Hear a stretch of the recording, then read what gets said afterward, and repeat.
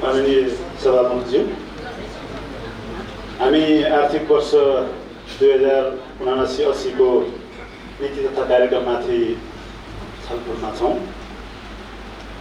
सबैभन्दा पहिला म हिजो अस्ति भर्खरै चितवन खैरेनी 10 मा जुन घटना घट्यो, गीता माझीको जुन देहावसान भयो, उहाँप्रति हार्दिक श्रद्धाञ्जली व्यक्त गर्न चाहन्छु र आउँदा दिनहरूमा अरू त्यस्तो रामचन्द्रहरू नजन्मियोस्, त्यस हिसाबले ऐन कानुन के संशोधन गरेर सजायको हद बढाउनु पर्ने हो, त्यो हदैसम्मको कारबाहीको प्रक्रियालाई अगाडि बढाउन सकोस्। म यही सदन मार्फत सँगै सरकारको पनि ध्यान आकर्षण गराउन चाहन्छु। र आज हामी यो नीति तथा कार्यक्रमको बारेमा छलफल गरिरहँदा मैले नीति तथा कार्यक्रमलाई एउटा थकाली खाना जस्तै मैले बुझेको छु। त्यो मिठो पनि छ, राम्रो पनि छ, तर त्यसको अर्थ थकाली खानामा सबै पर्याप्त हुन्छ भन्ने कुरा होइन। त्यसमा केही कुराहरू अपुग पनि रहेको छ। त्यसले अलि परम्परागत शैलीलाई पनि समातेर के नवीनतम खोजी गर्ने कोसिस गरेको मैले भेटाएको छु। र यसमा केही कुराहरू मैले मेरो तर्फबाट सुझावको रूपमा भने राख्न चाहन्छु। खास गरी 5 नम्बर बुँदामा नीति कार्यक्रमको तर्जुमाको आधार जे बनाइएको छ, त्यसमा अरू थप विभिन्न राजनीतिक शक्ति र सामाजिक अभियन्ताहरूसँग भएका केही सम्झौताहरू, बुझिएका ज्ञापन पत्रहरूलाई पनि त्यसमा आधार मानिनुपर्छ, यो कुरा त्यहाँ उल्लेख होस्। म यो सुझावको रूपमा राख्न चाहन्छु। त्यसपछि यो बागमती प्रदेश सरकारले खास गरी यहाँ जुन जातीय बाहुल्यता तामाङ र नेवारको रहेको छ, प्रत्येक स्थानीय तहमा र प्रदेशभरिका सबै विद्यालयहरूमा भाषिक बाहुल्यता भएको समुदायको भाषालाई एउटा अतिरिक्त भाषाको रूपमा ऐच्छिक विषयको कक्षा सञ्चालनको रूपमा पनि त्यसले अलि समेटेर लग्यो भने राम्रो हुन्छ।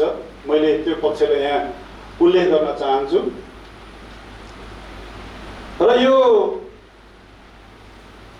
ऋण अनुदानको कुरालाई जो त्यहाँ निरन्तरता दिने भनिएको छ, त्यसको यो नदोहोरिने कुरामा र त्यसको परिणाममुखी कसरी बनाउन सकिन्छ त्यो पाटालाई, अनुगमनको पाटालाई पनि अलिकति प्रभावकारी बनाउने गरी नीति तथा कार्यक्रममै ठोस गरियो भने राम्रो हुन्छ। मैले यो राख्न चाहन्छु।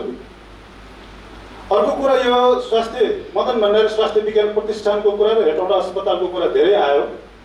म तपाईँहरूलाई के अनुरोध गर्न चाहन्छु भने यो फरक अस्तित्वमा रहेको सरकारी संस्थाहरू, सरकारी कार्यालयहरू, यसको बारेमा जुन प्रकारको यहाँ भ्रामक जस्तो कुराहरू आइरहेका छ, यसलाई छुट्टा एउटा अस्तित्वको रूपमा राखेर अगाडि लैजाने क्रममा कुनै यसमा भ्रमको खेती गर्न आवश्यक छैन। म यो तर्फ माननीयहरूलाई सचेत गर्न चाहन्छु। यो फरक अस्तित्वमै रहनुपर्छ।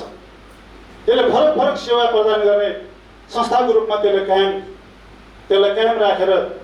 गरेर लैजानुपर्छ भन्ने म राख्न चाहन्छु।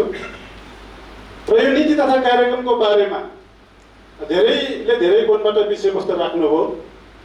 आज वडा समाजवादी एउटा नमुना समाजवादी कार्यक्रमको जुन मोडलको रूपमा वडाबाट सुरु गर्ने भनेको, त्यसमा धेरै कोणबाट आलोचना भयो। कुनै पनि कुरा तलबाट सुरु गर्न त्यो नराम्रो कुरा होइन। हामी हिजो लगभग 2/3 सरकार हुँदाखेरि हामी नै यही संसदमा बसेका सांसदहरू मध्येबाट कोही मुख्यमन्त्री थियौँ, कोही मन्त्रीहरू थिए। हामीले के गर्यौँ? आज हामी प्रश्न उठाउन जुन ठाउँमा सहजता ठानिरहेका छौँ, हिजो हामी सत्तामा रहँदाखेरि हामीले के गर्यौँ यो प्रश्न आफैले सोध्नुपर्छ।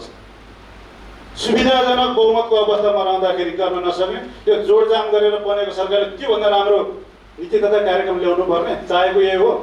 त्यो सम्भव छैन। र जे आएको छ त्यो मेहनतपूर्वक ल्याएको छ। म यसको सम्मान गर्न चाहन्छु र निसङ्कोच समर्थन गर्न चाहन्छु। अर्को कुरा, हिजो तपाईँले कार्यक्रम ल्याउनु हुँदा चेतना संरक्षित कार्यक्रम भनेर ल्याउनु भयो, आज त आयो नि, त्यसमा त कम्तीमा खुसी व्यक्त गरौँ। किताबको रङ बदलेर केही पनि हुँदैन, त्यसको सार वस्तु बदलिनुपर्छ। म शुभेच्छा राख्छु।